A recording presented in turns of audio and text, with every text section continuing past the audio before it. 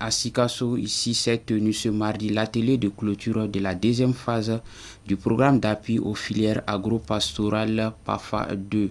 Une rencontre qui a mobilisé autorités régionales, services techniques, collectivités territoriales, organisations de producteurs, partenaires techniques et financiers, ainsi que les acteurs des filières lait et pommes de terre.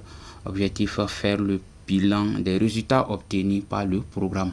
Omar Traoré pour le reportage. La deuxième phase du programme d'appui aux filières agro-pastorales PAFAD s'est clôturée ce mardi à Sikasso. Cette rencontre a permis de présenter les principaux résultats obtenus ainsi que le niveau d'exécution financière du programme. La tenue de cet atelier dénote l'esprit de transparence et de redevabilité et d'engagement des parties prenantes en faveur d'un développement territorial structuré et inclusif porté par les acteurs à la base. Mesdames et messieurs, depuis janvier 2021, le programme d'appui aux filières agro-pastorales de Sikasso, phase 2, PAFA 2, intervient dans la région de Sikasso et a fortement contribué à l'amélioration durable de la productivité et la compétitivité des filières lait locales et pommes de terre. Une rencontre appréciée par les participants à travers l'impact concret du PAFA2 sur les filières agro-pastorales, notamment l'amélioration de la productivité, le renforcement des capacités des acteurs locaux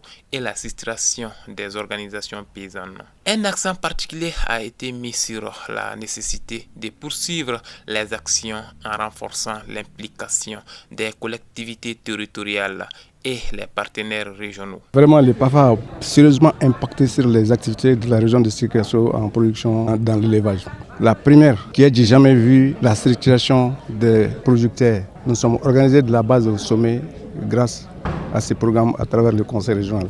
La mise en place de la Ferlet de Sikasso, qui a été la première fédération régionale conforme à l'acte uniforme OHADA au Mali, a vu ses jours le 17 mai 2021. Et ça, c'est déjà quelque chose qui est salutaire. Les partenaires financiers Coopération Suisse et luxembourgeoise ont salué la qualité du partenariat et l'engagement des acteurs locaux dans la mise en œuvre du programme. Ils ont réaffirmé leur volonté d'accompagner un développement agricole durable, inclusif et résilient au profit des producteurs.